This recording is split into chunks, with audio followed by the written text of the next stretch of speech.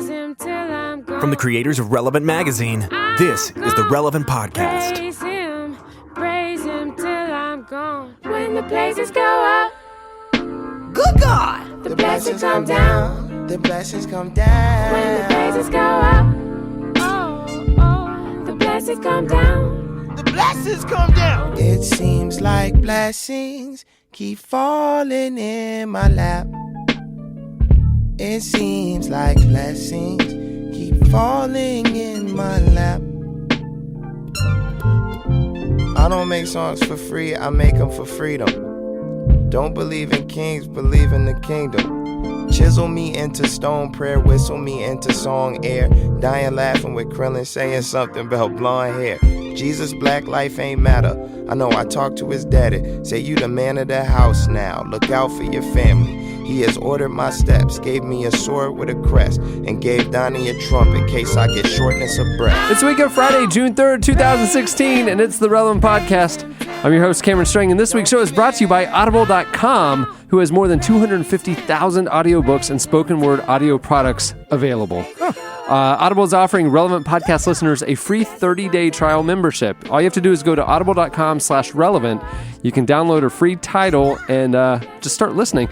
I'm not done with my Phil Knight Nike guy biography yet. Yeah. But I got a little antsy. I started listening to the Aziz Ansari Modern Romance book. Oh, did you? Yeah. Oh, yeah. Yeah, because I have it, and I couldn't find the time to sit down and stare at paper. Yeah. So while I'm out and about doing my things, No, I get it. I'm listening to it. And so I actually picked up where I left off in the book, and it's actually really good. He actually does little things in the audiobook. Aziz actually reads it. Yeah. And he throws little things into the audio experience that are not on the page. This which is a great thing I love about audiobooks. Yeah. It's like what is it? Tina Fey reads her audiobook. Yeah. Steve Martin has the best one. He does all the banjo on it. I love it.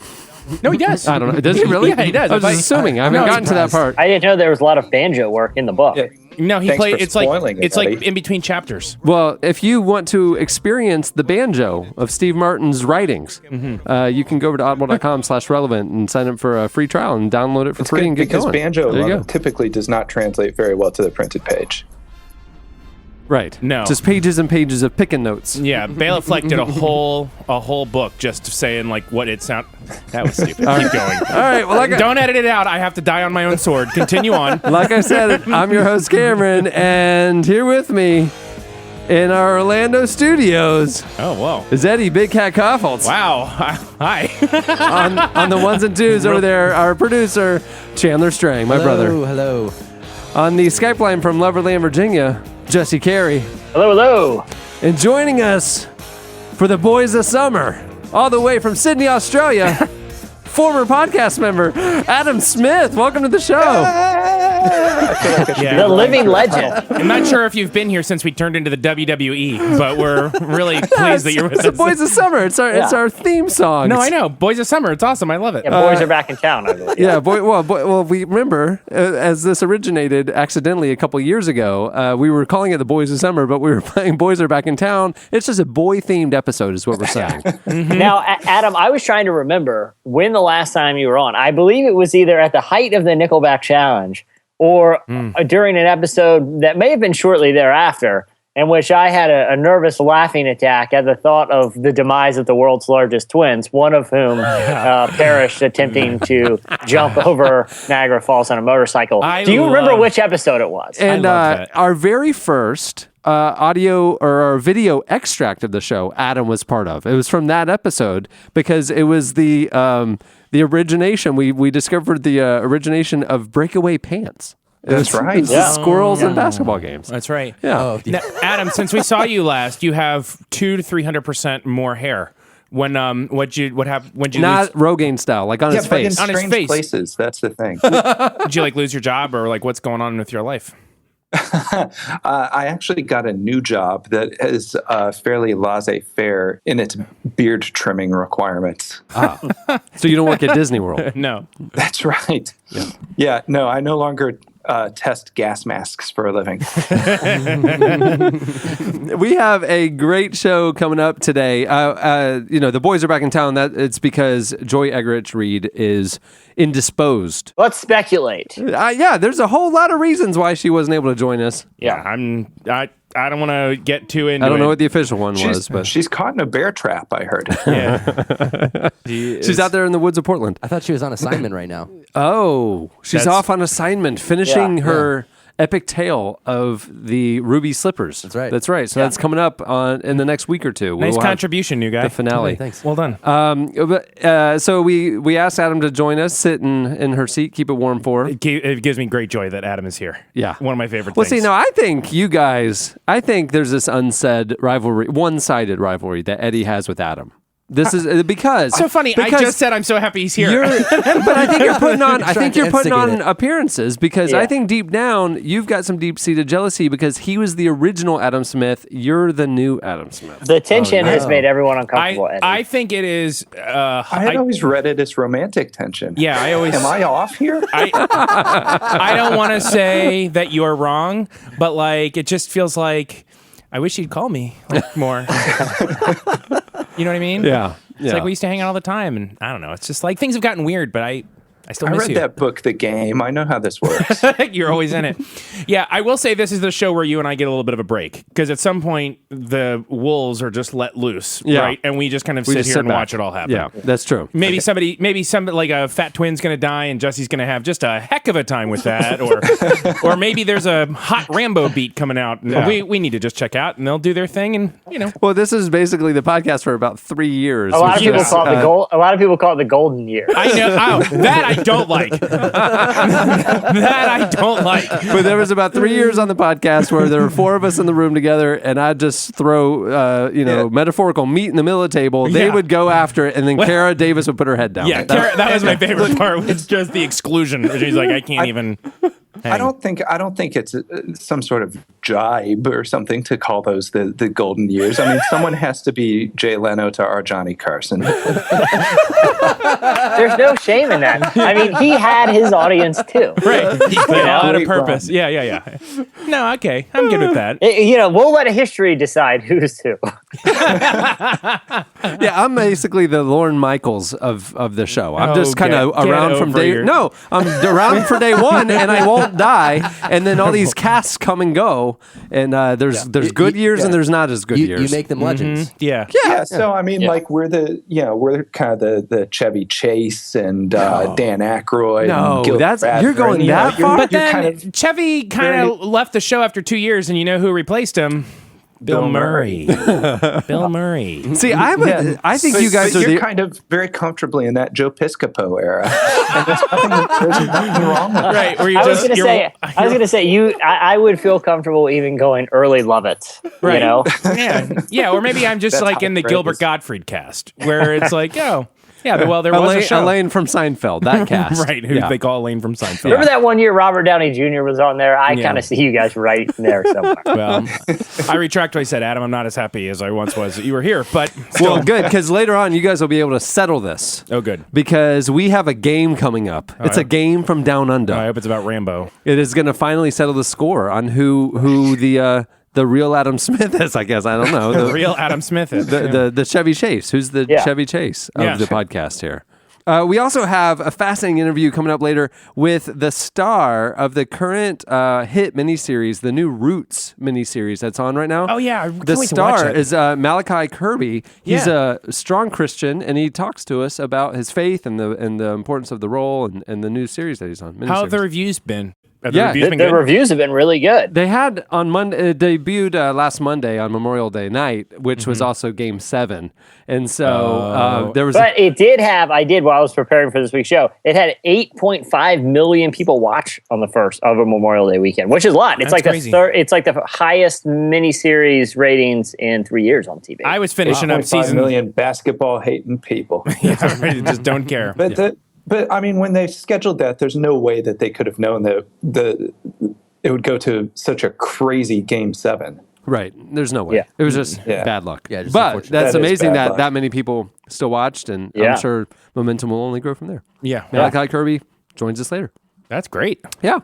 But I figure before we get going, in case you missed it and stuff, like Adam, we need to catch up. It's been almost a year since you've been on the show. How's life down under? Been far too long. Yeah, no, everything is really good. Impending fatherhood any moment now. So yeah, that's what I was. Congrats, that's man. what I was kind of getting Wow. to. We weren't sure if you're going to be able to make the show this week because there's a strong possibility you be in the hospital. They have hospitals there, right? yeah, yes. No, just an old shed out back. And No, everything. And when you say Outback, are you talking about actually in the outback. Yeah, And, do they call it like, Outback there, or do they just call it right here? Nailed it. He's been sitting on that for so long. Oh, probably the best joke I've ever made. All right, keep going, Adam. Do you know if it's going to be a boy or a girl? It's a girl. And do you know what you're going to name her?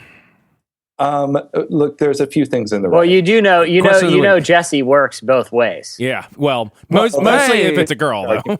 That's been my argument this entire time. Well, your daughter has Australian citizenship, but not American citizenship, huh? Well, see, I don't quite know how all this works. I think that she can have American citizenship. Why? I think all I have to do is go get her a social security number. I don't know. I don't think anybody can just get a social security number. I don't think that's like just, hey, can you issue me one? I was Are born you in doing Australia. some free legal advice here, Eddie? Right. That'll be the question of the Right. week. Can't his daughter be an Can American anyone citizen? just get a social security number?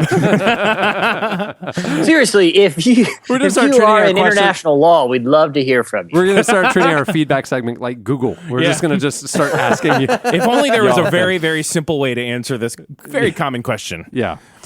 Yeah. So, are you nervous about becoming a dad? No, not particularly. Just super excited for everything to commence. Do you feel ready? Do you feel, on top of it? Yeah, I think as ready as you're going to feel. Now, Jesse, you've had twice as much experience as I have in the whole having a baby That's right. thing. Do you have any advice for Adam becoming a new dad? I mean, at this point, the only advice I would give, it's probably too late for, because considering what time is it over there right now, Adam?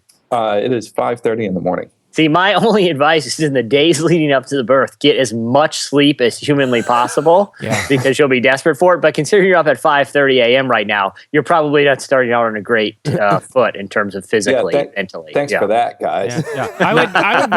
I would bring more jackets than you think you need to the hospital. I remember the hospital being incredibly cold. I was going to say, now, Eddie, you are a father of two girls. Yes, and so yes. he's going to have a girl. Do you have any special advice? And so your advice would be jackets. Yeah, I would bring a jacket to the hospital. Hey, here's another one. Put gas in the car. How's your wife feeling? Over it, I think. Yeah. Right. Yeah. Yeah. Ready to just do this. Well, Fortunately, the hospital is literally, I mean, if you stood on my roof, you could see it from our house. So it's, I'd like to. Are you going to I'd tether like to do tether a zip line or something? Yeah. Like, why are you up on your roof assessing No, the distance? I'd like to, I'd like to try and stay green and everything. So I'm just recommending that she walk to the hospital. As an once the whole Australian, process starts. as an Australian with a baby, what's your level of nerves about dingoes? Well, I was wondering about the walking strategy because isn't that the thing? Don't they wait in the shadows and pick you off if you're walking down the lonely streets at night? We're really asking this. At every moment. That's the thing that hospitals have a really difficult time keeping dingoes out of maternity wards. Because I don't know a lot about Australian culture, but I have heard that dingoes like to eat babies, right? Well, it's Not one of being those things that disrespectful. you have to just make sure that you've got got really good weather stripping, that you've got all the gaps caulked up and everything. It's like because The Walking otherwise Dead. Those dingoes will get right in. It's like Yeah, The Walking Dead.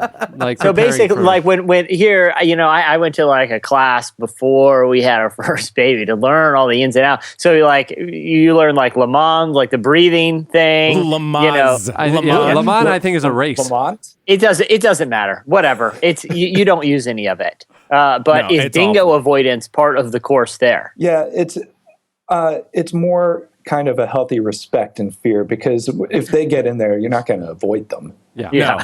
No. They Dingo have dominion. avoidance isn't an option, is what you're saying. That's right. Yeah. It's dingo preparation is more like it. Your kid's going to have an Australian accent. That's weird, right? Well, his wife does. Well, I know, but that's weird to me too. Well, no, she has a Kiwi accent, but it's considered considerably less strange here.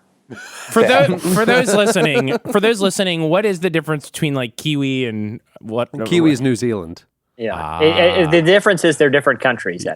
No, I know. Separated I know by that. a large body of water. No, I know that. I was just seeing for like just education purposes. What if people knew what you were talking about? So I get it.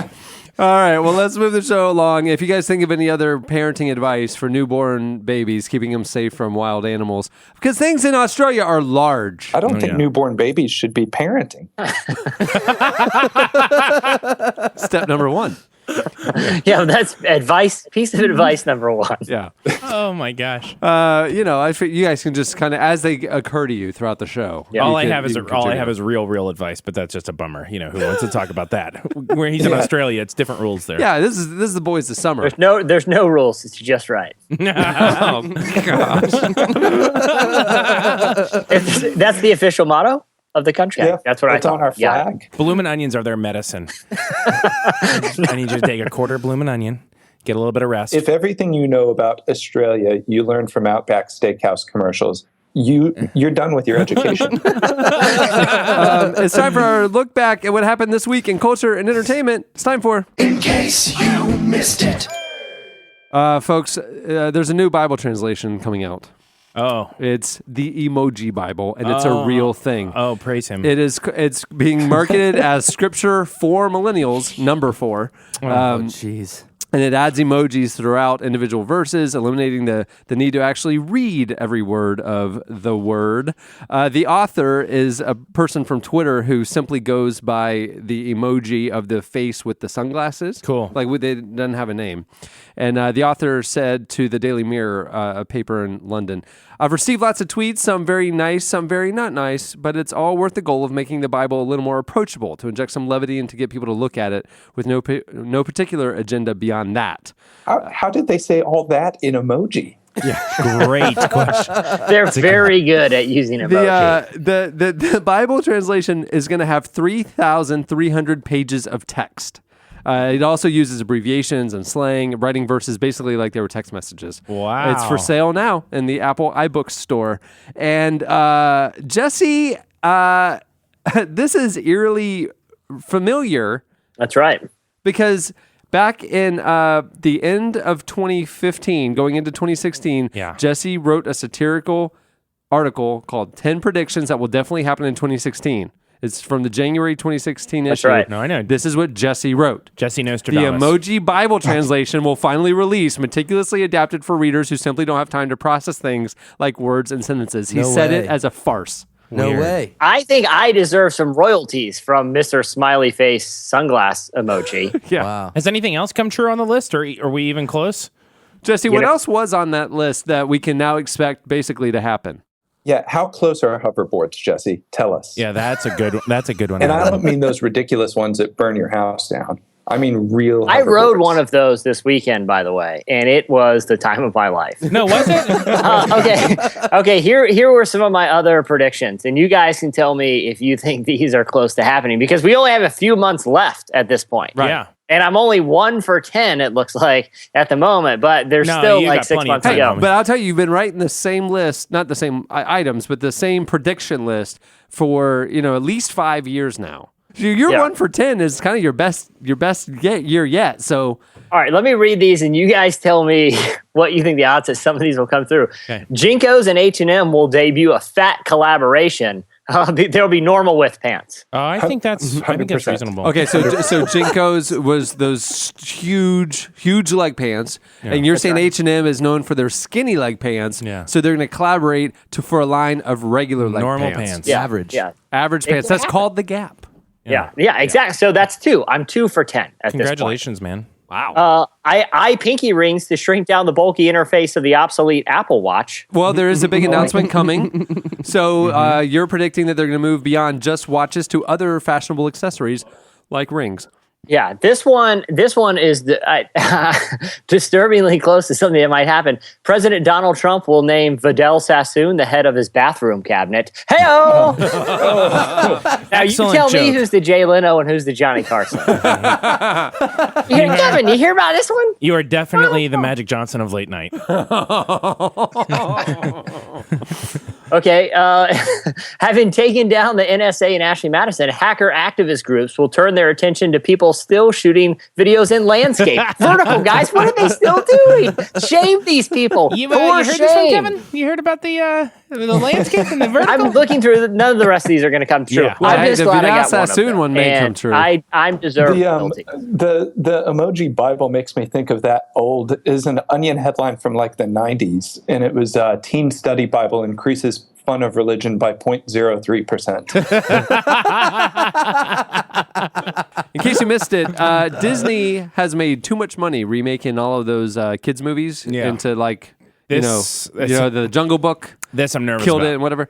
Well, in case you missed it, this week it was announced Emily Blunt and Lin-Manuel Miranda are going to star in a new Mary Poppins sequel. I mean, right? The casting seems great. Yeah, I mean, Lin-Manuel Miranda is the star of Hamilton, star and writer of Hamilton. So, I mean, you can't go wrong with him right now. Big deal. And obviously, Emily Blunt, I mean, she's so hot, right? I just can't get over the legit title of the sequel is Mary Poppins Returns. It sounds really like ominous. It makes it sound like it's going to be pretty very gritty. glad they're not redoing Mary Poppins, but they have found new stories from, what is it, J.R. Travers? I don't know the author's name. P.R. There's Ricky. There's definitely, you've got the Travers right. Travers. So it's new stories. So I'm glad about that because you can't touch Mary Poppins. Yeah, that's sacred. But then the thing is, it's like even if they did, it's not going to go back in time and erase the original. I know, but don't you come in with just like the highest expectations? Like they could make another masterpiece and it would still fail because you're just expecting the original Mary Poppins, or is that just my cynical view of the planet? It's true. You don't have Dick Van Dyke, and that's going to hurt it with that killer accent. Right. Hello, Mary. Hello. I think we all thought he was English. Yeah. That to me is Kiwi. That's what your kid's gonna sound like. Hello, Daddy. Daddy. The Disney's reboots and sequels are incredibly popular right now. Recently a brief teaser trailer for the upcoming Beauty and the Beast live action remake was released, that was cool. And it became the most watched trailer in a 24-hour time span in history, getting more views than the new Star Wars trailer. Didn't you guys post the side by side of the cartoon trailer and the real trailer are matched up? We did, and even that like short little video, because it's basically a shot for shot recreation of a trailer for the animated video back in 1991. And people are so into these reboots that even that did like huge traffic. People really care about this stuff. I'm curious to see Mary Poppins' origins. Because I want to know where this witch world, where she comes from. Like, she's like... Well, I think, if I remember correctly, that she was a project of the Canadian military to create an unkillable super soldier by fusing adamantium to her bones. Right. And they snuck it all into her bag. They could sneak anything they wanted into that bag, but then she decided to use it for good. Because she can hold anything. But maybe there's like this inner turmoil conflict of that you see before she chooses the good side. Yeah, the cocaine she smuggled and stuff. Yeah, exactly. Because she could just think how much cocaine you could smuggle in that bag. I mean, think about it. And she could just fly right over country borders. Just kind of pop right over. Buckets and buckets and buckets. Undetected. Yeah, she's stopped at the border. Yeah. She just sings a song. Everybody's dancing. So and you're saying around. Mary? See, I was thinking Mary Poppins' origins would get into the sorcery behind her origin. No. You're going to go the years where she was struggling to figure out her identity and purpose, and before she chose good. Yeah. When she hit bottom. When the only thing she was Poppins was pills. Yeah, we learned the dark source of that name after all these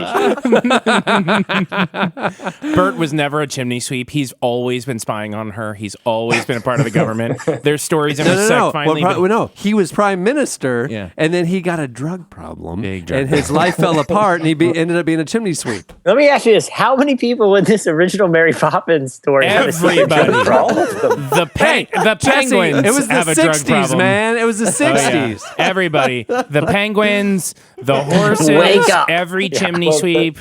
that's the thing is those penguins were never there. It's like exactly.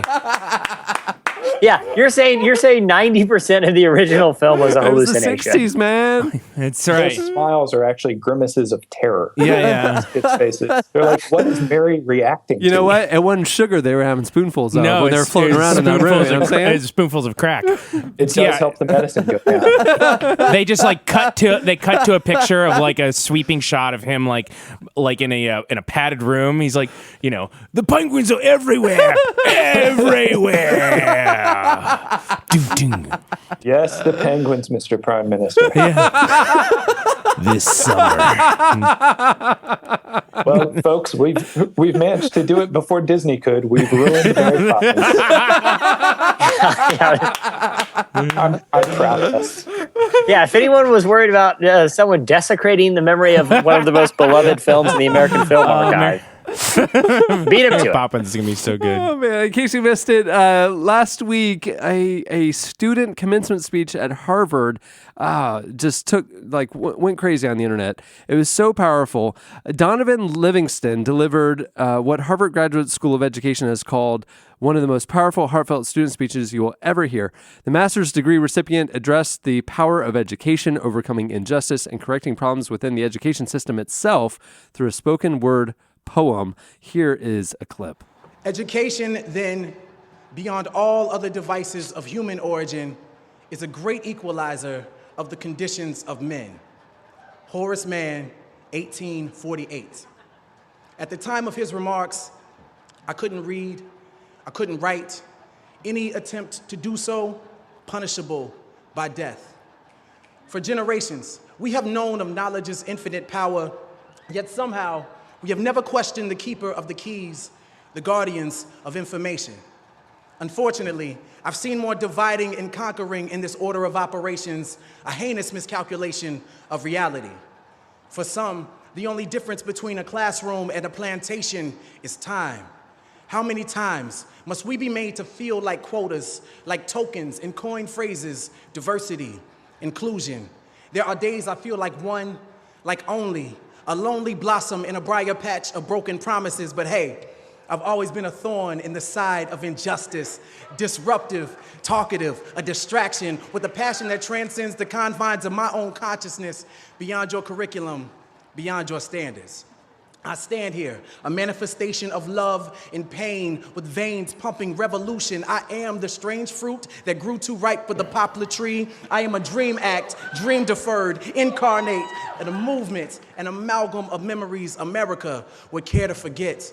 My past alone won't allow me to sit still, so my body, like my mind, cannot be contained. After hearing that this week, I'm beginning to think the Vince Vaughn speech delivered wasn't that good.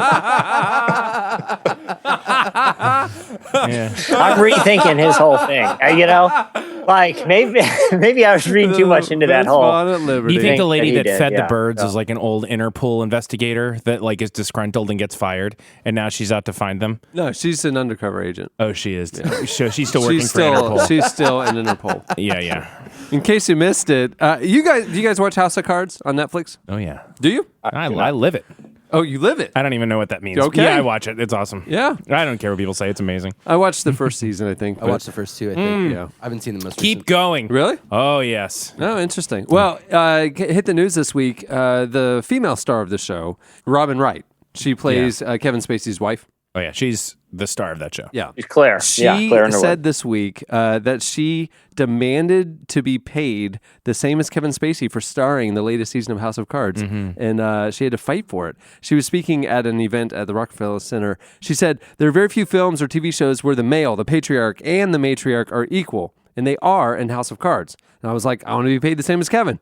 I was looking at the statistics, and Claire Underwood's character was more popular than Frank's for a period of time. So I capitalized on it. I was like, you better pay me or I'm going public. And they paid me. The large gender pay gap continues to exist at many film studios. Forbes recently actually looked at the 10 highest paid male and female actors. The top 10 men earned $431 million combined in 2015, and the top 10 women earned $218 million that same year. Wow. About half. Wow. Huge. That is a huge drop. Huge disparagement. It's actually kind of coming up again because the Ghostbusters remake is coming out with an all-female cast, right? Yeah. Director Paul Feig told Variety last year that equal pay is a major problem. Quote, "It's ridiculous in 2015 that we're still having to have these conversations. I don't know how we got so behind the times in a town that fancies itself on being so liberal and forward-thinking." Did Kevin Spacey ever do any comment on that? I'm curious what he had to say about it. I'm sure he was very supportive of it. Yeah, I mean, I don't know that he was. I haven't seen any response from him in terms of her contract negotiations. But yeah, I mean, anyone who watches the show knows that they are equally as important to the show. And, you know, she's right. Claire Underwood is becoming more of a compelling character than Kevin Spacey's character. Speaking of Netflix, in case you missed it, buried in a little blog post from one of the executives at Netflix last week, about 3/4 of the way down. Oh, and by the way, we just struck a major deal to become the exclusive U.S. pay TV home for the latest films from Disney, Marvel, Lucasfilm, and Pixar. Yeah, so basically they just... Does that not make you feel dumb about every one of those movies that you've actually paid to buy? Yeah. I know. Yeah, exactly, man. Because I have like all these movies, like I rarely actually buy a movie on iTunes. I'm happy to just rent it and watch it and be done with it. But the ones that I do buy, those are all the ones that they're talking about. They're going to be streaming free on Netflix. Like, well, I'm a sucker. Yeah. Well, no. The Netflix rotates stuff in and out, so it's not like the whole catalog's going to be up all the time. Yeah, but I rotate things in and out of my own viewing. So, I mean, I don't have to be able to access it every day. That's true. But just knowing that it's going to be there is enough, at least, to send me into a blind rage for having paid for it. Okay, and lastly, in case you missed it, I know not all of y'all listen to Apple Music as much as I do. Beats One, their radio station. It's my favorite radio station. It's all I listen to. Great. And they have a show during the day, which I don't catch very often because it's on during the day. Zane Lowe. It's kind of their main show. He'll break so many new artists, and he has artists in all the time. It's for an insane. interview. And they replay it on the weekends. You're suspended. You go to the penalty box for 3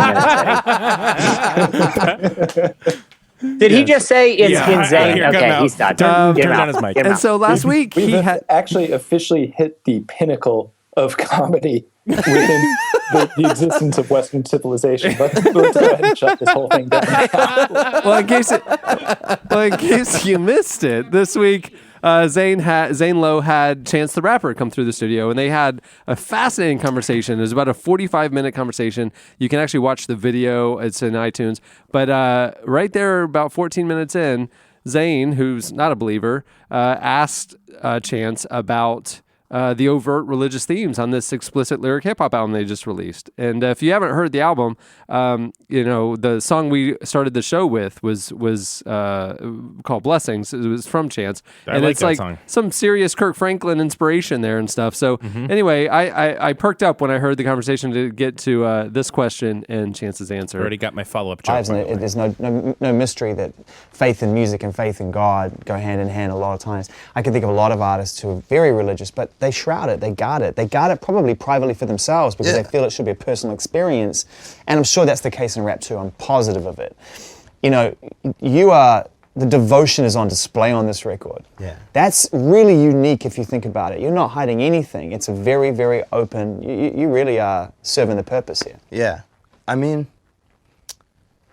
since I think like all of this music kind of came from me moving to Los Angeles as a catalyst. I moved out here at the beginning of 2014 and stayed here only for about 4 or 5 months.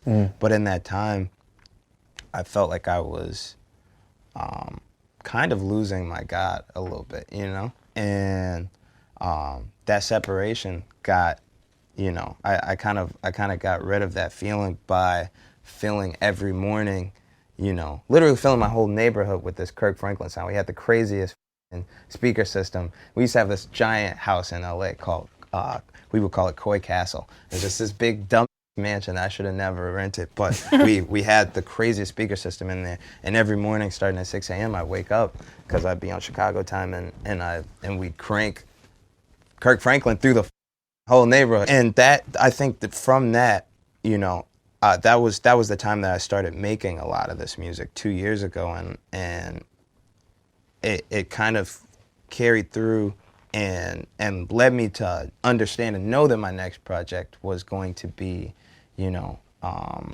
founded in God and founded in my faith. But I never really set out to make anything that could pretend to be new gospel or pretend to be the gospel. It's just, I think, music from me as a Christian man, because I think before I was making music as a Christian child, right?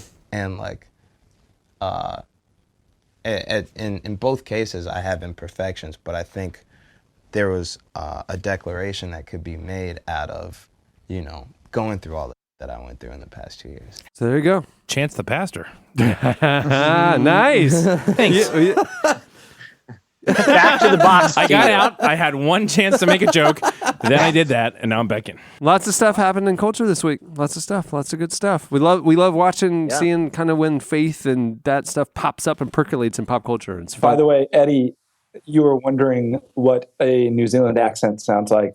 Zane Lowe, that's what a New Zealand accent sounds like. So there you go. Well, before we close it, Jesse, in case you missed it, what happened this week at relevantmagazine.com? Well, in addition to a lot of the stuff we talked about that you can read more about, we also have a really interesting feature up right now that looks at a biblical issue and sort of a biblical dilemma that a lot of people may deal with when it comes to money. And the piece is called "Here's What Jesus Meant When He Said Sell Everything and Give It to the Poor." Which appears, several times in the gospel. So our piece breaks down the cultural context of what Jesus said there and looks at, was he talking literally? And if so, what does that mean for Christians today? And I would encourage everyone to read it because they break into a lot of good points about the lifestyle that the disciples were living at the time and their idea of community and the role of the church in culture, but also what the concept behind what Jesus was saying, really how that really applies to us today. A line was, "It seems there's no hard and fast rule or fixed percentage, but rather a stance of radical open-handedness and generosity in the context of community." It really digs into that to show what it means to say what I have belongs to the community and how to know when is the right time to give more of yourself. It's a really interesting piece, and it's up right now on relevantmagazine.com. I had one view on that when I was a Christian boy, but now that I'm a Christian man, like Chance the Rapper. Oh yeah, Cameron the Rapper. Living. Or should we say Cameron the Pastor? Nice job, Adam. Excellent joke.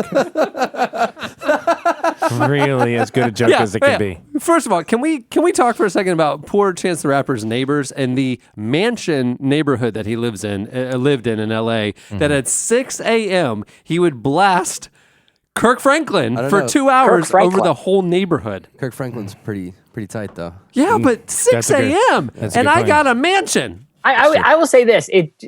It just seems very, I appreciate his spiritual awakening that it led to. Yeah. That's a good thing. But it just seems very inconsiderate. The larger point was, maybe that, became part of the, spiritual maturity thing. But that was just very rude to the neighbor. Right. Did he ever consider just really investing in a pair of very high-end wireless headphones? High-end headphones. Very nice. But then he could dance around the house and have a heck of a time. A Sonos system where you could have a speaker in whatever room you're in. You don't have to blast it over the whole... Yeah, but it really sounded like he threw open the windows and turned the speakers outward like Macaulay Culkin in that Michael Jackson good video. one. And when he, that's how I'm picturing 6 a.m. I got the impression that whenever he that? went for walks around the neighborhood, he took a boombox with him and held it over his head like say anything. Yeah, that's right. Black or white was the video, right? Maybe he was a Christian boy then, and now he's a Christian man because he did say that was 2014. Yeah. Do you think, Jesse, that when he cranked it up, that it rocketed his uncool dad into the stratosphere? Who I believe was played by George Wendt. Correct me if I'm wrong. I think you're right. I'm still seated on the couch. Is that right? Yeah. Well, that'll do it for In Case You Missed It. All right, stay tuned. Up next, Slices.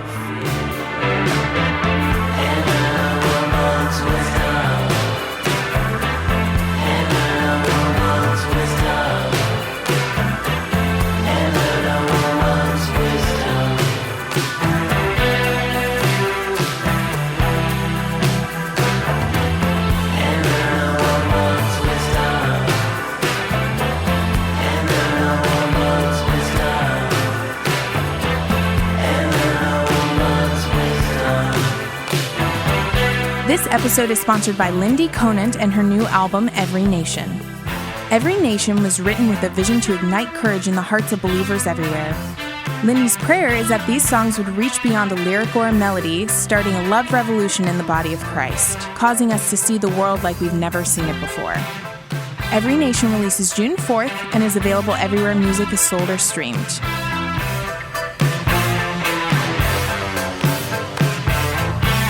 You're listening to Wild Nothing. The song is A Woman's Wisdom, which is what we lack sorely on this week's episode. Yeah, we got to feel like if Joy or Shauna were here, or I feel like they would have already left. I kind of thought that was my role in this whole thing, is to offer that. To offer the woman's wisdom. At the beginning of the podcast, like I mentioned earlier, you heard Chance the Rapper with the song Blessings. Okay, it's time for Slices. What do you have, Jesse? All right, my slice is about the state of modern journalism, and there's a lot of people trying to get into this industry. It's rapidly evolving, but I wanted to present listeners with a job opportunity because there are not many journalism jobs available right now, even though there is one at relevantmediagroup.com. Yeah, I mean, that's my slice, is to check out our job opening. Eddie, what do you got? Either way, I feel like this job opening I'm about to talk about says something about the state of modern journalism and what people just want to read. Because there was a time when people went to be journalists. They would do investigations. They would uncover corruption. They would do things that really advance justice in the world. And so this is the latest job opening from Time Inc. Okay, that's the publisher of magazines like Fortune and Time and even Sports Illustrated. They are looking too, right? They have like special issues. Correct. And they put out records. And Sports Illustrated Football Fountain. That is true. Man, I always wanted one of those when I was a kid. Did you order the magazine just to get the football phone? No, my parents never let me. We all wanted the football phone. Gosh, I never got the football phone, but I got a starter jacket, like a Chicago Bears starter jacket. Oh, man. With my subscription. That is what a life. Yeah. What did you get for your subscription, Channing? You got the blanket, the throw blanket. Yeah. Did you really? No, unfortunately. A Miami Dolphins throw blanket. It was something. Cameron probably got Boy, was it something. Yeah, I never cracked an issue. But man, that throw blanket. I used to just roll myself in it and make calls on my parents' football phone. It was fantastic. I just want to say that Channing just said quietly and kind of looking down at the desk, Cameron probably took it from me. And it was like, I don't think that was a joke insert. I think that was a moment. I think we Miami Dolphins throw blanket. Give it, Chandler. I went to college when he was 7. Right. I'm not stealing That's his, what made it such a jerk move. I'm so cold. Chandler's like so cold, shivering in his bed. All he has left is his Miami Dolphins throw blanket. He was a Christian boy. I'm a Christian man. I take the blanket if I want it. You can keep the 2 years of Sports Illustrated, loser. I'm going back to college, you nerd. Don't touch the Kirk Franklin CDs. So anyway, Time Inc. is hiring a new position. They are looking for the company's first bacon critic. Oh, wow. They're looking for a bacon journalist. They have just launched, and again, this just shows a 40-hour-a-week job. I mean, what are you doing for 40 hours a week, 50 weeks a year? Sounds like you're tasting bacon. Bacon critic. Look, okay. Give it to us. I'm going to put this out there. I'm a vegan, so I'm not necessarily au fait with the bacon thing, but as a bacon critic, wouldn't your whole job just be writing "It's great"? I can see what all the fuss is about. She's just still seeing what all the fuss is about. Yep. P.S. I have the best job in the world. Another day at work. So Time is launched again. This just shows what people want to read. They're launching a new breakfast themed website called Extra Crispy. Remember, these are the people that brought us Time magazine. They are seeking a freelance bacon critic to cover the bacon beat, spanning bacon role in food, drinks, and culture. They can live anywhere in the United States. It's actually a 3-month appointment position. So I guess they'll see how it goes after 3 months. But you'll spend all your time writing about, obsessing over, and critiquing, yes, bacon. they'll also have to travel the country to find the world's best bacon, and they have to write about it the entire time. But to me, I mean, if you're into bacon and journalism, it seems like a pretty good gig. It doesn't seem like many of these are going to come around. Probably the reason it's a 3-month position is they just expect that you'll die of a heart attack during that time. It seems like a pretty big work-related hazard if you're eating bacon every day for your job. Right, like your first day on the job, they just hand you 25 business cards. Like, I thought I would have gotten more. Like, actually, we've never had anyone make it past 12. So we're actually pretty hopeful for you. So that was generous. On your second day, they give you an angioplasty. Yeah. And those business cards would be constantly covered in grease anyway. Just disgusting. They're transparent by day 4. Yeah. You're dropping them left and right. Yeah, so if you're interested in breaking into the industry and don't mind cardiovascular failure. Did you say they're starting a breakfast website? Yes, they are starting a website dedicated only to breakfast called Extra Crispy. This is an entire web platform So right we're just now, out of internet in the stuff. modern era. Yeah, it's like, we've thought of everything for the internet. I know that should be helpful for 1/3 of the day. Yeah, somewhere around 10:30, you're like, I actually hate this site. I'm kind of like getting in sort of like a taco-y mood. I don't know. I'm gonna head over to brunch.com. All right, what do you have, Eddie? Well, ladies' choice. I brought 2 slices. Adam, I'm going to give you the choice. Well, he's bringing a woman's wisdom. You are bringing just a woman's touch. Would you like a slice about coffee, or would you like a slice about space and the proof that or a slice of bacon? Yeah. What would you like? Goodness. What would you like? The coffee slice is tempting because it's so early here, but Okay. I think I gotta go with the space slice. I'm going to give you both of them. Coffee slice is basically somebody's created a Kickstarter that's an alarm clock that just makes you a cup of coffee. Oh, I've seen that. Like does a little pour over. Oh yeah, but it's like really good, and it doesn't beep, and it doesn't like do an aroma of coffee. Like you wake up and you look over, and there's a cup of coffee. Yeah, Michael Scott had the similar idea with bacon, where he wanted to grill it in bed with him, and he stepped in it. Well, even one day. before that, Pee-wee's Big Adventure, when he's got that whole Rube Goldberg machine that's creating breakfast for him. That I wasn't starts allowed his to day. watch that. It was too secular.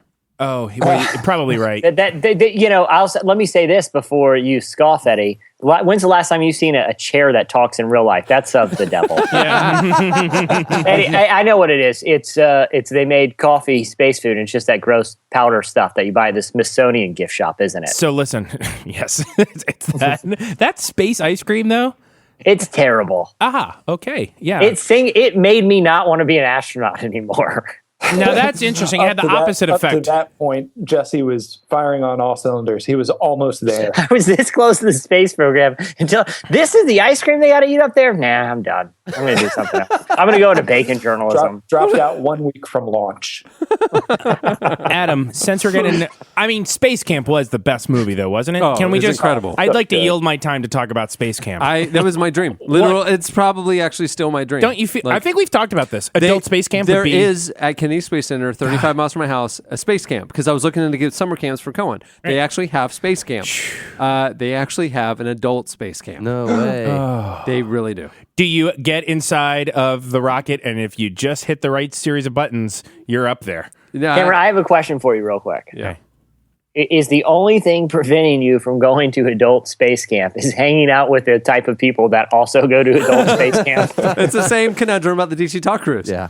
It's like, oh yeah, I could enjoy that, but I don't want to be on a boat with the people who would want to enjoy that. It's like going to a Bernie Sanders rally.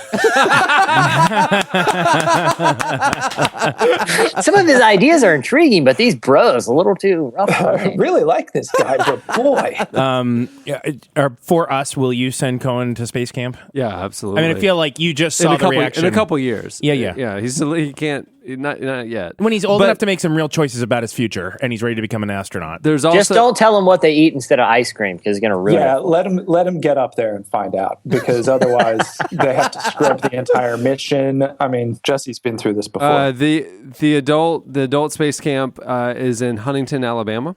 At the Huntington Space One. Yeah. You can do a weekend one. You can do a week-long one. Wow. And both HuffPo and BuzzFeed have articles, if you Google it, that they went. And they're like, it's cooler than you could ever imagine.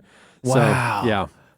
Man, I don't know. I feel like a week long at space camp as an adult is about 6 days too long to be at space camp. There's a 3-day and a 4-day adult one. 3-day and a 4-day. You got to wonder, it's just one extra day. What's that one extra day? What's so special about that extra day? That's actually the day where they pick the best person in the class and they say, you're actually an astronaut now. Yeah.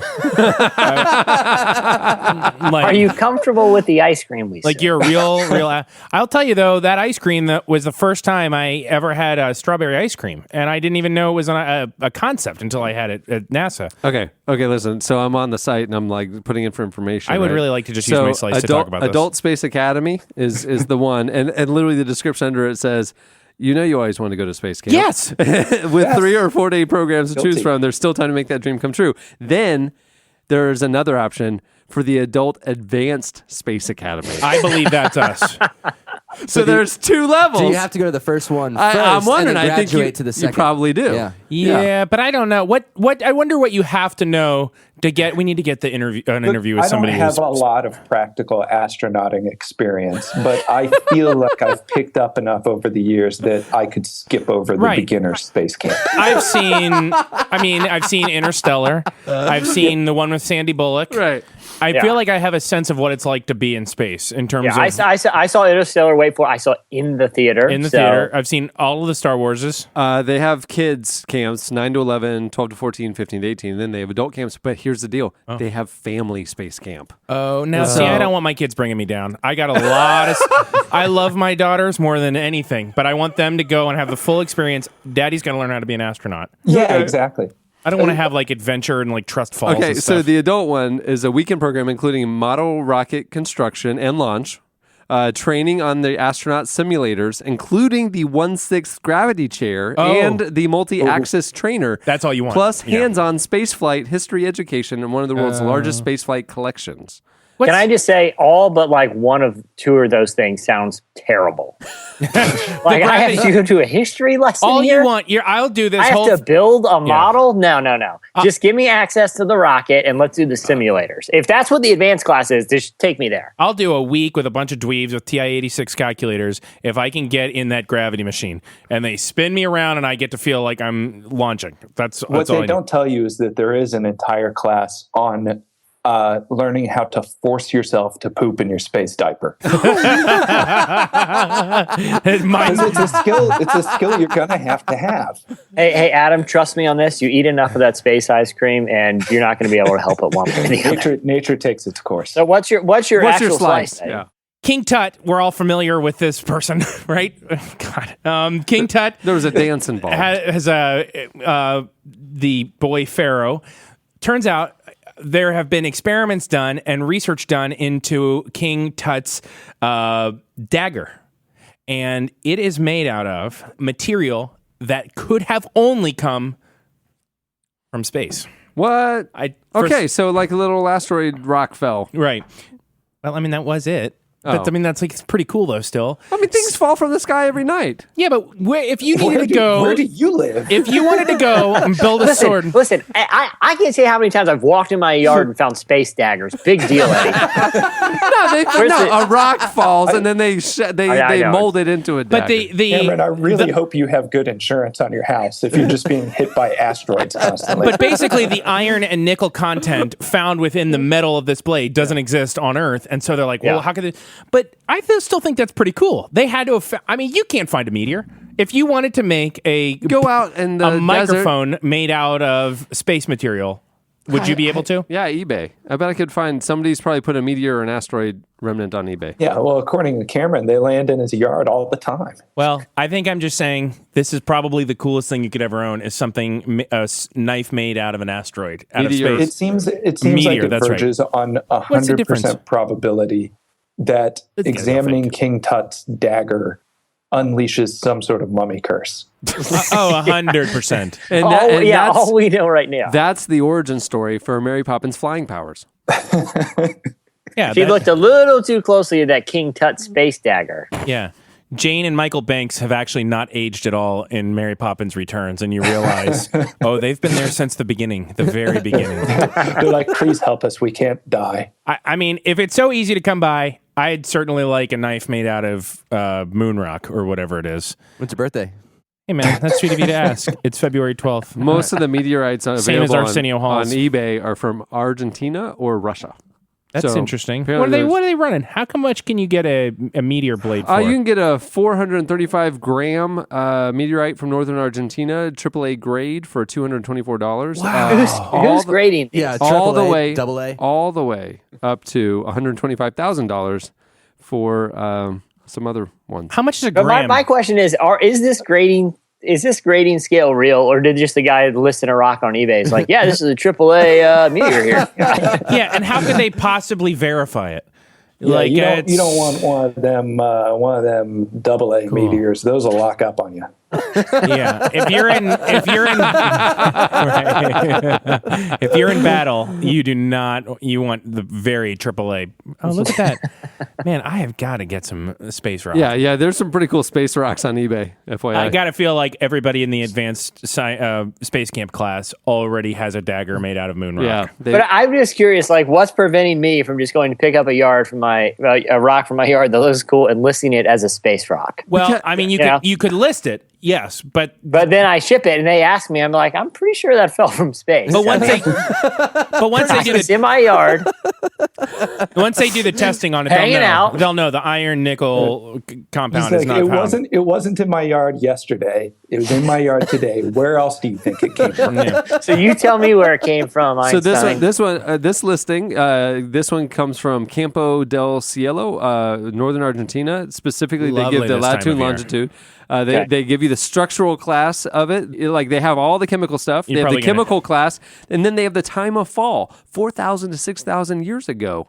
And then they show you exactly. Oh, I want a new one though. I don't want some used meteor. So That is really lots cool. of details. Well, Lots don't of go to details. eBay. Does it tell you what superpowers it gives you? Yeah, and then, or- here's one that's been cut in half. Look at that half cut meteor. Now That's is cool. really neat. Yeah, How much is that running? $449. $449. Nice Father's Day gift. Yeah. All right. What do you have, Adam? So there's these tenants at some apartments in Salt Lake City, Utah. Their first mistake, of course, living in Utah, but the second mistake. A lot of meteors there. Yeah, and dinosaurs. Meteors just all the time. Yeah, almost So constantly. the added insurance against meteor strikes to begin with makes it an expensive proposition. Yeah. But they came home to their apartment complex to discover a Facebook addendum taped to their doors, demanding that they like the complex on Facebook within 5 days or be found in breach of the rental agreement. No. Wow. Yes. And it's like, it baffles me when companies do this. Like, have you not heard of the internet? What social media marketing guru did they hire who came up with this idea? Jim Stalin, actually. No, they hired the DC Talk Cruise marketing team. Yeah. Yeah.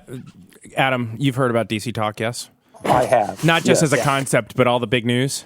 Yes. No, the news has made it over here. Has it made it to the world of Kiwi? It made it over here actually via you guys, via your Facebook page, which is typically where I get all my news. Oh, good. Well, then you are a very well-informed individual. Which is why this apartment complex's attention to their Facebook presence is so understandable. Generally, what has Australia's reaction been to the DC Talk Because reunion? I do know this, that legally speaking, because of the proposed reunion is going to happen in international waters, all nations are affected, and the UN is very upset about this. So I'm interested to hear what your diplomatic opinion is on the matter. And indeed, legally, the only place it could take place was international waters, because there are some very strict laws in place. In most countries, I think, I believe there's a Hague trial that decided this. Well, in international waters, restraining orders are lifted. Yeah, I think the Hague decided that no more than two members of DC Talk could be together in the same room at any one time unless they're in international waters. It's the when two or more are gathered rule. Even that, if they play, I'll say this too. Well, from my reading of it, Adam, and I could be wrong. I'm not a law professor, but you are. According to the maritime statutes, if they play "Sex for Now," the boat will immediately after return to port, and all 3 members will be arrested. No. Yeah. Sweet Toby is just sitting on a dinghy in the back waiting for them to clear the bay. Until you get to a certain point, you're still in U.S. waters, right? Yeah, I understand. So as while the boat is in that kind of no man's land, U.S. land, I guess. If 2 of the guys are in the same room, the third person has to be George Wendt by law. Yeah, it's really uncomfortable. George Wendt. It's awesome. Very strange. So for the first half of the concert, the role of Toby Mac will be played by George Wendt. Yeah. At which point, when it's Toby's turn, he will be blasted into the sea with some gigantic subwoofers. So he's a good sport about it, George Wendt. George Wendt is always up to play. Can we see if we can get George Wendt on the podcast? I bet we absolutely could get George Wendt. Probably that we could just do that like now-ish. Yeah. Couldn't we just call him? Just call him up. Like just look him up on like the white pages or whatever, and he will answer. Yeah, I'm not ashamed to say I'm a George Wendt fan. Who is ashamed to say? What was your favorite George Wendt role that made you a fan? I mean, it's. I think probably his role as the neighbor in the horror movie House. Oh, see, I've never seen a horror movie. Also starring the guy who played the Greatest American Hero. Oh, great show! Oh man, I used to eat rice checks and watch Greatest American Hero with my mom. It's the best. That's weird. Oh my gosh! All right, so this apartment complex in Utah. What happened after they demanded to have to like them on Facebook? Well, I think kind of what you would expect would happen. A bunch of people went there and left 1-star reviews, which is, as we know, the most powerful tool the internet has for dispensing justice. Hey, do you guys know George Wendt was on the IMDb page? He was in an episode of Columbo. Really? Hey, is this the guy? Is this George Wendt from Columbo? George Wendt is a great celebrity, right? I mean, just what a completely harmless, great dude. Yes. That you feel like probably has a depth of acting range, but is pretty happy having been Norm. Yeah, and he's someone famous as Uncle, too. I can't remember who. Someone as famous as Uncle. Now, that's interesting. Look it up on IMDb, Jesse. I'm sure it's there. I mean, we can get our answer by asking it as editorial question of the week. Clearly, that's our editorial question of the week this week. Can George Wendt get a social security number? The weird thing is he was born in international waters on a DC dock cruise, and he's a citizen of no nation, as was prophesied. Yeah. Upon his birth, a space dagger fell from the sky. Yeah. It was Jane and Michael Banks were oddly enough the duelists. Jason Sudeikis is his nephew. Yeah. Jason Sudeikis. Okay, there we go. No way. It's his nephew. Now that is very interesting. This is Mary Poppins Origins, if I've ever heard one. There's a lot of origin story happening. Lots of origins. Okay, well, that'll do it for Slices. Stay tuned. Up next, Malachi Kirby joins us.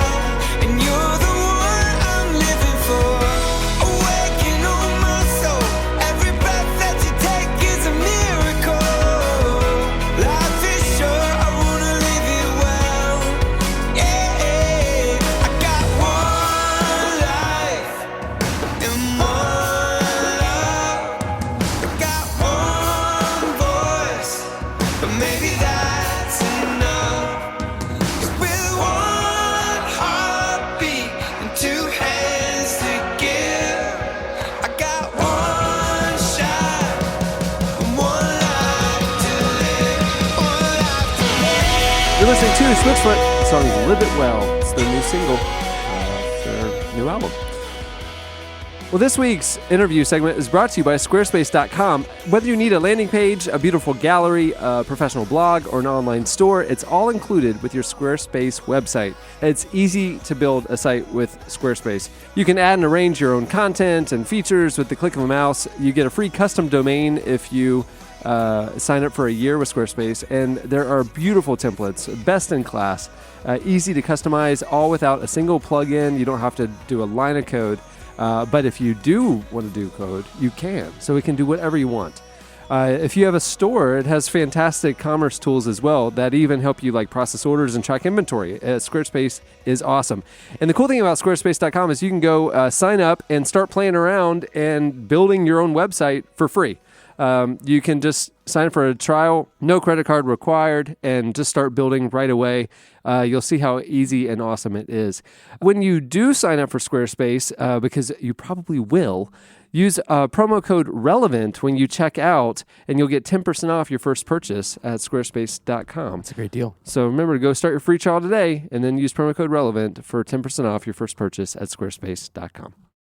Malachi Kirby is a 27-year-old English actor, known mostly in the UK for his roles in shows like EastEnder and Doctor Who, and now he's the star of the remake of the miniseries Roots. His role as Kunta Kinte is already garnering rave reviews, including from The Telegraph, who said after episode 1, quote, "Let's just say that when hip-hop artist Kendrick Lamar wrote King Kunta, he was unknowingly writing a tribute to this actor's towering performance." The show, which drew more than 8.5 million viewers over Memorial Day weekend, is airing now on A&E. Our very own Aaron Hambury recently spoke to him. Here is Malachi Kirby.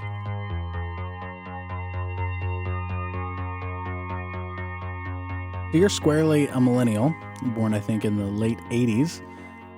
The show, though, the original one, The Roots with LeVar Burton and everyone, that came out in the late 70s. So were you familiar with the show at all growing up? Did you watch it?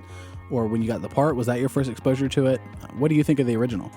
So when I was in school, I guess from the ages of about 5 to 15, I knew who Kunta Kinte, well, I had heard of the name Kunta Kinte, because it was a name that people would use very casually, like kids, would use very casually to cuss somebody, to diss them. It wasn't a positive thing to be associated with this name, Kunta Kinte. So that was my first understanding of him. And then I grew up a little bit, and I had come to know of Roots. I don't remember how, but, Roots, the series, came to my attention. I hadn't watched it yet. But I understood that there was this series that happened ages ago, this old series, that was about slavery. That's what I understood of it. Then my mum came to me when I was about 22, and she gave me the box set very formally and said, "I want you to watch this," or watch it. Like, I don't think she gave me an option. She was like, "Watch this." And a year later, I watched it. I finally got around to it. And it changed my life, literally, and not in a cheesy way. I'd never seen anything like that before. I wasn't taught that in school. I was taught about slavery, but it was the ancient Egyptians. I had never known this kind of slavery. I'd learned about kings and queens and the Nazis and the Jews and these kind of things, but I'd never learned about this. And so watching that just changed how I saw myself. It changed how I related to people, words and phrases that I would use, like just the way that I saw myself. It was just like, whoa, like.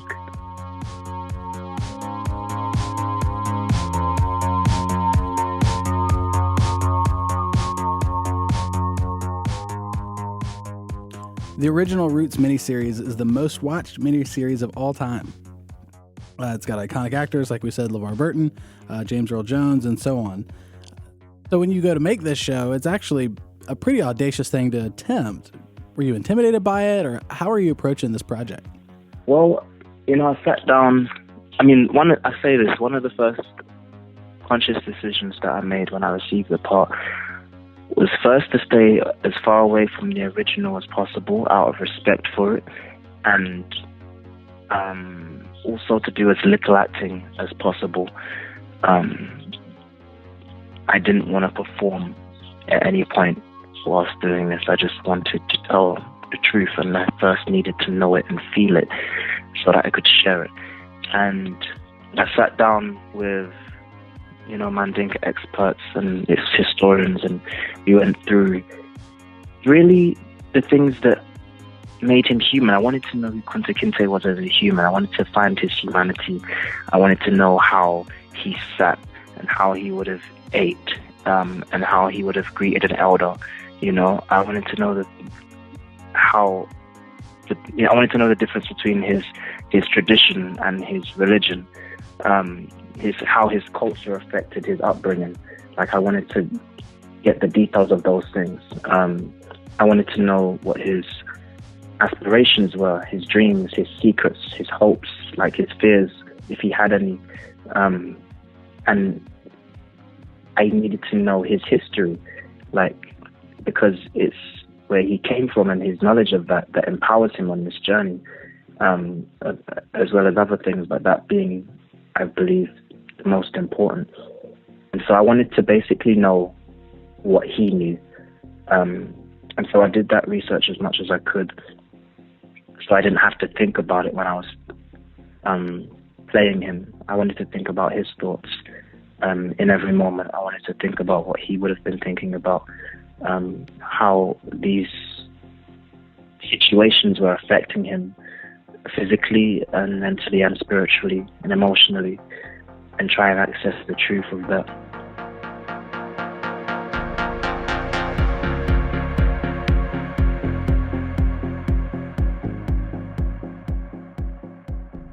You are an outspoken Christian. Did you grow up that way, or what was your story of coming to faith? I came to Christ. I gave my life to Christ about 3 years ago, coming up to 4 years ago now. And I wasn't raised like this, not at all. I certainly had to seek him out and find him, and it's changed my life, and I'm so glad I did. And it's also changed my career. I was acting before I had given my life to Christ, and the effect that God has had on my actual career itself is completely different. And going through this journey, it's hard not to make reference to Jesus. It's hard not to make reference to the things that he went through, his persecutions, him being on the cross, out of his integrity and not basically giving up who he was. Like, he was who he said he was, and people wanted him to be something different, and he didn't change, and so he was put on the cross. And that's Kunta Kinte, not to say he's in any way like Jesus, but the things that he went through, it resonated with me.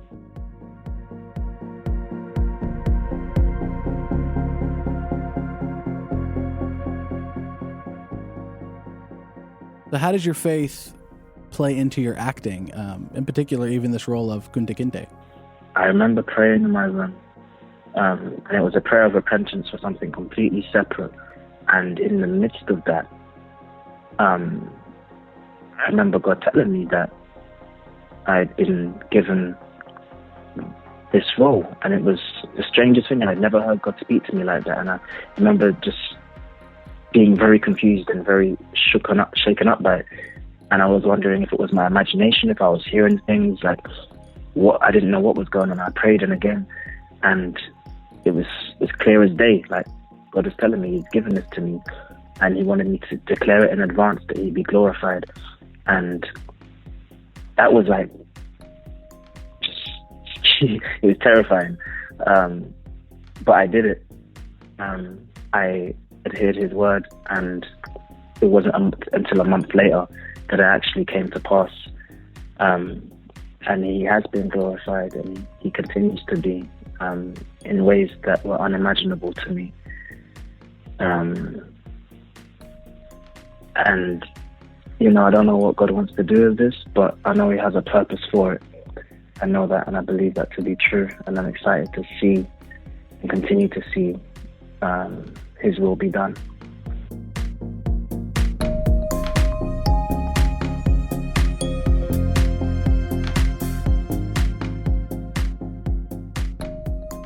That was Malachi Kirby. Make sure to check out Roots. It's airing now on A&E. Ones that hate me don't kill me first. The ones that love me gonna harm me worse. The sun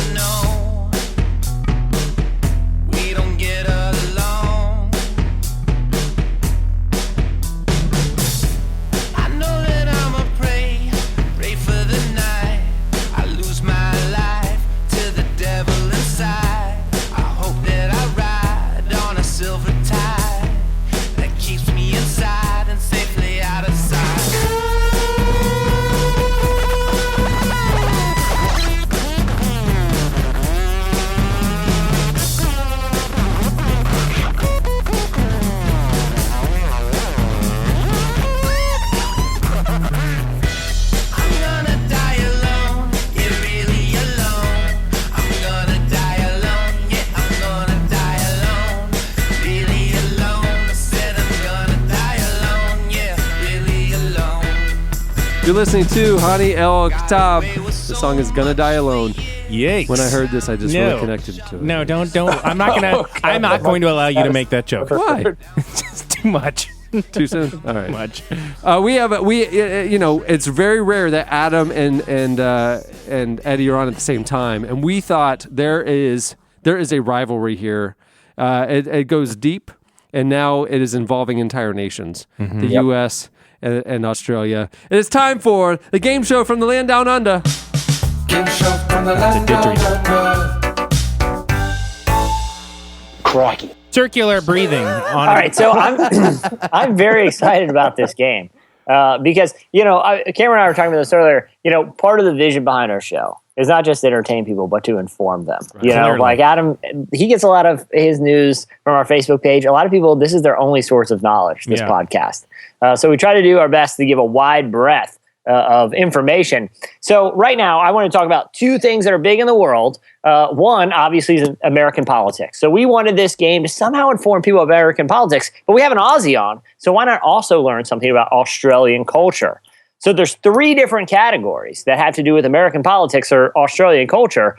Adam will be playing against Eddie to answer questions in each of the categories, and we will crown one winner, which will not only play for themselves, but for the pride of their nation.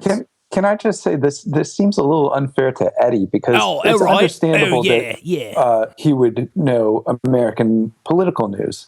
But as an American, obviously, I also know American political news. It's not really fair to expect him to you know have to watch Australian culture. You have to watch CNN International. It's very different. Having been to an Outback Steakhouse recently and seen multiple episodes of Steve Irwin, I think I know what's And plus, going on. I dug pretty deep because, like I said, I want this to be very informative for the listeners. Yeah. So why don't I go ahead and read you the first category? Yeah, and I am running live the soundboard here, just so you guys know. If you get an answer wrong, you'll hear. If you get an answer right, you'll hear. Or maybe. Yes. Or maybe. Wow. And there's other things as well. You got that from the official government soundboard, didn't you? Yeah. We downloaded their. It comes with their theme song. Yeah. Their Pledge of Allegiance and all of those clips. Those were actually all clips of our prime minister. All right. So since we're running up against the clock here. Okay, Prime Minister. I'm going to read an online customer review. You have to tell me: are they reviewing a Trump steak or something from the Outback Steakhouse? Okay. So Donald Trump has his name on a steak company. So I'll call on you first. So Adam, you go first. Okay. This was a big waste of money, tasteless and mealy. Okay, tasteless and mealy. I feel like that describes both Trump as a steak and Trump as a person, so I'm going to have to go with Trump. It has to be. Yes. Right. You are correct, yeah. All right, Eddie, your turn. Simply, my dog wouldn't eat it. My dog wouldn't eat it. My dog wouldn't eat it. It's really hard because I don't think in Australia they have dogs. I don't know a lot about the culture. Dingoes, So right? it feels like an American. I'm going to go Trump steak. Crikey. I'm sorry, that is an overcooked Outback steak that someone brought over the dog. That's really hard. From Yelp, yeah. Okay, Adam, you're winning. Okay. It was tasteless, kind of like eating water. I find myself eating it just because I had paid for it and didn't want us to feel as though I wasted the money. Tasteless, kind of like eating water. Tasteless. Once again, tasteless. It reeks of Trump. I'm going to have to go Trump. Crikey. I'm sorry, that's Outback Steakhouse. Boy, this is really, really a hard game, Jesse. This is our last question in the steak round. The thing is, it's like you've picked two such objectionable things in life. Right. It's obviously it's going to inspire some passion from the reviewers. All right, Eddie, the last one. They are greasy and gave my husband a bellyache, and he has a stomach of steel. Oh. Outback. It's got to be Outback. Trump steaks are so good. Crikey. Incorrect. I'm incorrect. I'm the worst. All right, this round is rugby player or Secret Service nickname. You may remember that the presidential candidates all got to pick a Secret Service nickname that they were asked about in the debates. Are we including West Wing or not?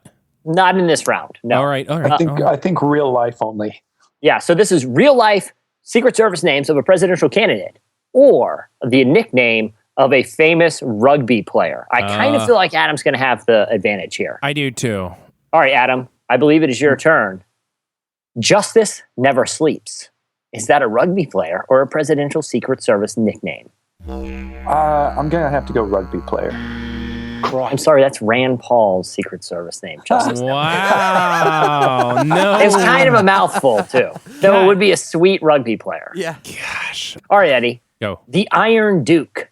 The Iron Duke. I've followed the Iron Duke for a long, long time in rugby, and it's a rugby player. It's old Bobby Windsor. Bobby Windsor. Bobby Windsor. Yeah, I know. Bobby had a great career. All right, Adam. Pine Tree. Pine Tree. Pine Tree. I'm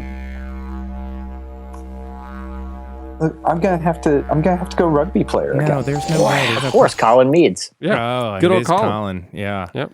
All right, Eddie, you'll get this one. Okay. Cohiba. Cohiba. Oh, it's got to be. I'm going to guess, and not only is it a Secret Service name, but it is, what is a senator from Florida, Marco Rubio.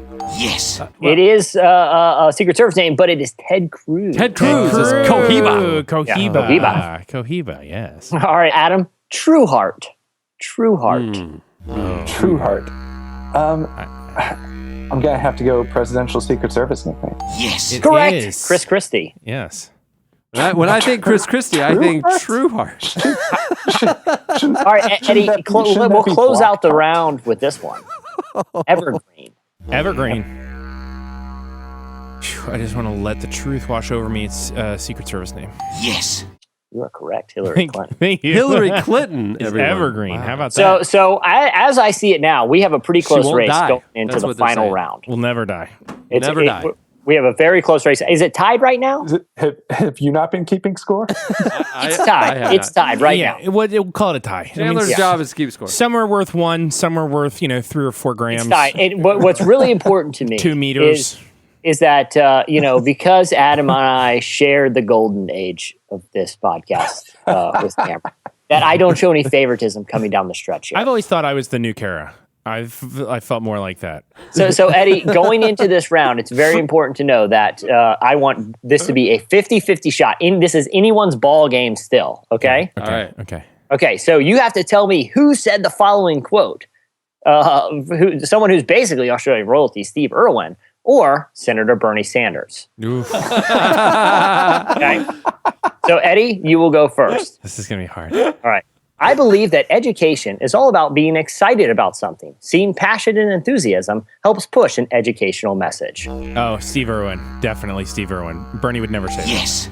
You are correct. Okay. Well, Adam, like I said, I do not want to give you any unfair advantage here. Okay. Just keep in mind, this is anyone's ball game. I've probably saved thousands of people's lives with my educational message about snake bites. Oh gosh, man, that is really tough because Bernie Sanders actually once applied a pressure bandage to a rattlesnake wound that I received. It is true. I remember that. At the time, the only reason I know this is he actually had to refer to education he had received from Steve Irwin. So I'm going to have to say Steve Irwin. That was so You are correct. Yeah, it was Steve totally Irwin. meta. Hey, is that the weirdest medical procedure you've had by a celebrity? Interesting. It's the weirdest one I feel comfortable talking about. Do you guys know the filmmaker Tom Shadyac? He did like Ace Ventura and all those guys. Cohen and I were out in the wilderness. Yes. And he was running on a wood deck barefoot. Got a huge splinter. He's 4 years old. And he just inconsolable pain, inconsolable. So I'm sitting on a bench trying to like pull this massive 2-inch splinter out of his foot, and I couldn't like hold the 4-year-old down and get it and whatever. Mm-hmm. Tom Shadyac comes walking up, no way, and I hold Cohen down, and over the course of the next 5 minutes, Tom calms him and talks him through it, and then pulls the splinter out. And for the rest of the trip, anytime we'd see him, he called him Dr. Tom. Wow. Similar. I had meniscus surgery on my right knee 4 years ago, and in the recovery room, I guess who came in? And Tom Shadyac. it was George Wendt. He came in, and George had fully performed the surgery. So it's been all right, Eddie. We have a moral responsibility to leave this planet healthy and habitable for our kids and grandchildren. Steve Irwin or Bernie Sanders? Gosh. That is a real tough one. Could you say it in an accent that matches the person speaking? Man, it doesn't sound. I'm going to go Bernie. Yes. You're correct. Wow, this is tighter than I thought. I would have gone Steve. I would have gone Irwin. Yeah, me too. But then I listened to the way he talks. Adam, this is a tough one. Again, no softballs. If I'm elected president, we will work together on a nationwide ban on fracking.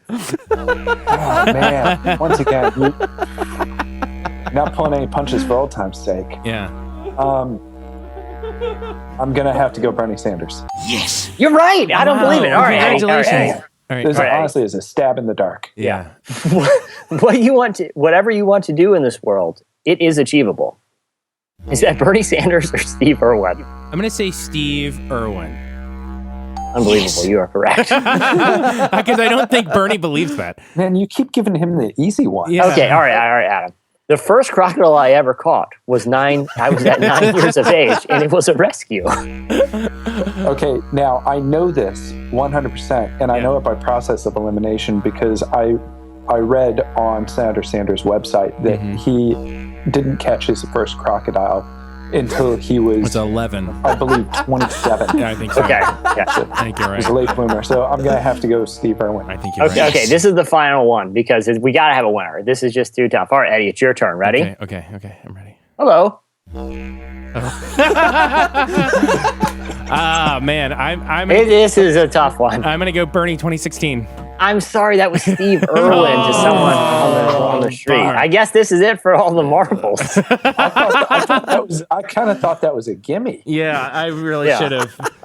All is in your court, Adam. This is for the win. Fingers crossed. I am a proud Australian, a very, very proud Australian. Oh gosh, and it's on message for Bernie Sanders. It is. Citizen of the world. Yeah, socialism. Understands good diplomacy internationally. You know what? I'm going to have to say it's Bernie. It's Bernie. No, wait. Yeah, it's Bernie. Right. Now that I think about it. I think he did say Bernie. I think it might be Steve Irwin. He said yes. Adam wins! Oh, Adam's the best. Oh, man. Adam, congrats, man. You really know your country. Good job, guys. Good job. I got lucky on a couple of them, I have to say. All right. Stay tuned. Up next, your feedback.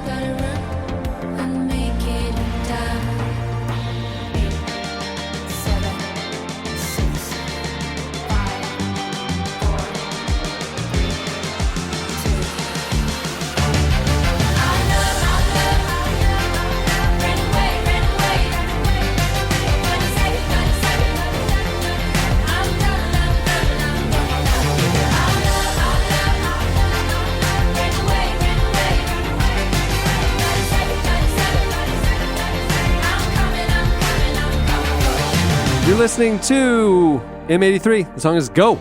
It's featuring My Lun. Okay, it's time for your feedback. Last week, we asked you guys, what are your favorite Shauna memories on the show? The memories have been pouring in on Twitter and on the episode page at relevantmagazine.com. Here are a few of our favorites. Crystal said her favorite Shauna memory is when she described her love of fake nacho cheese. I'm with you, Shauna. That stuff is amazing on Fuddruckers hot dogs. We'll miss you, Shauna. Christina says, my favorite memories of Shauna on the show were when, yes, this will sound harsh, but when all the guys would just listen, not interrupt her, and let her talk. Hey, here's one from Sam. My favorite thing about Shauna is those countless moments when Cameron goes off on a tangent about basketball, Jesse about science, Eddie about Eagle Scouts or whatever.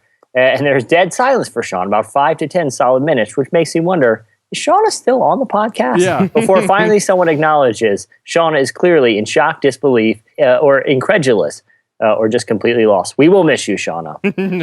This sounds so much like Kara Davis. Yeah. memories. Oh, yeah. Oh, yeah. Yeah.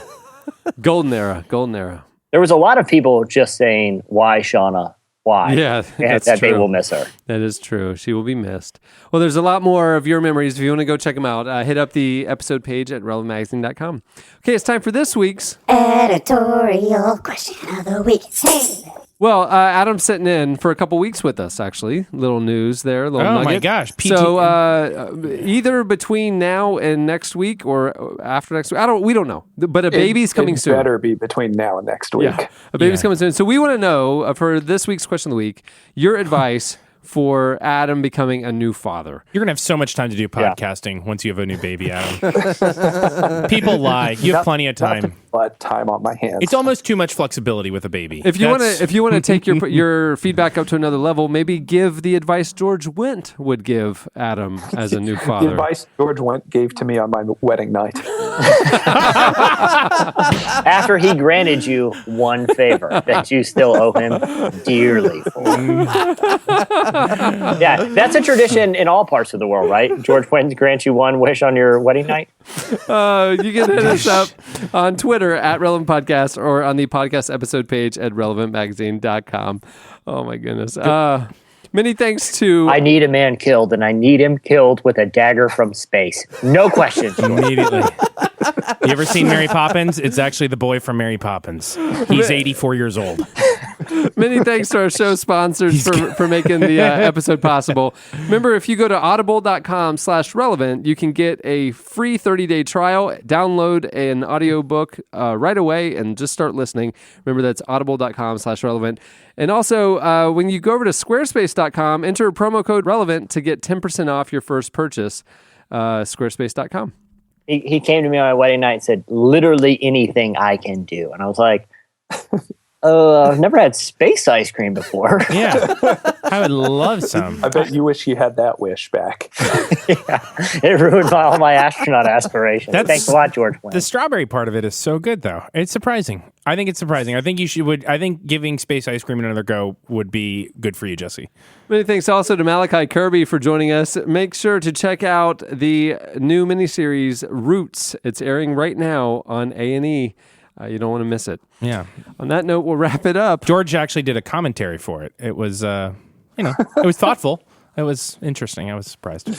No one asked him to, but... No, but he released it on his website. He did release it. geocities.georgewent.com/norm. There's actually a lot of weird commentaries on there, turns out. It sounds like he's recording commentaries about 12 hours a day these days. So. Yeah, it's really shocking. He basically lets Netflix pick whatever's next, and then he just does a long, continuous... A lot of it's just heavy breathing. Yeah, it's commentary. popular podcast. Went Vince. We're not even sure that he knows whatever's recording his voice is on in the room and recording. No, George is just doing a free association of whatever. He just knows internally what needs to be released into the ether, and so he just speaks it into existence. And yet he always starts with, "Hello, everybody. Welcome to this week's edition of But I'm 90% sure I listened to 90 minutes of him making a pot pie last week. I was shocked that he didn't buy the pre-made crust, but he didn't. He knew exactly what to do. He laid it out. He did a pre-bake of the bottom crust. I mean, it was interesting, and oddly enough, it synced up perfectly with House of Cards. His house is bugged. I think his house is Either it was a pot pie recipe, or I woefully misinterpreted the last Terrence Malick film I saw.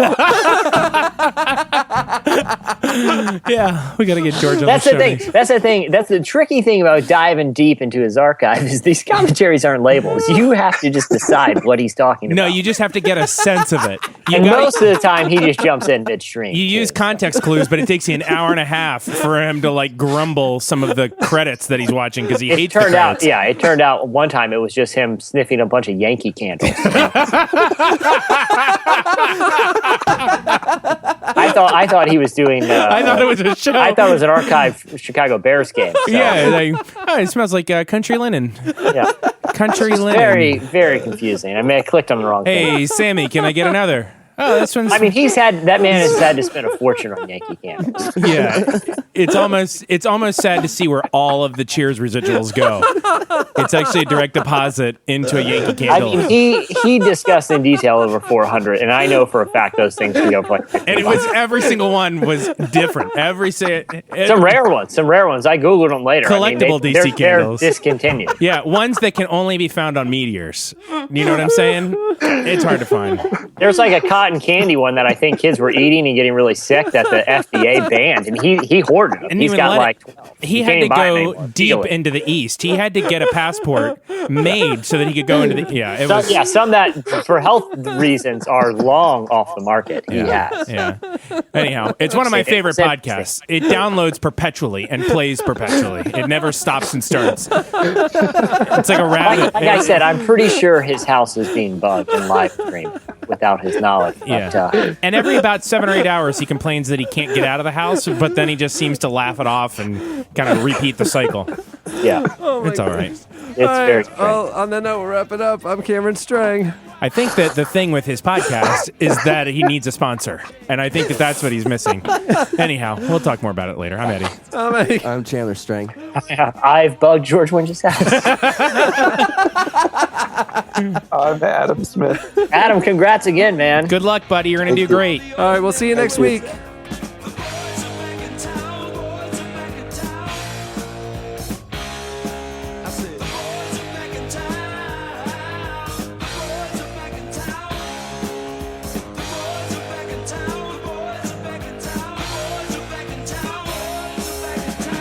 Thanks for listening to the Relevant Podcast. Connect with us on Twitter @RelevantPodcast and get bonus material from this episode and more at the podcast section on relevantmagazine.com. And don't forget to check the magazine out. It's available on newsstands and at the iTunes App Store, or you can subscribe online at relevantmagazine.com/subscribe. She was red hot. I mean, she was steaming. And that time over at Johnny's place, well, this chick got up and she slapped Johnny's face. Man, we just fell about the place. If that chick don't want to know, forget her. The boys are back in town.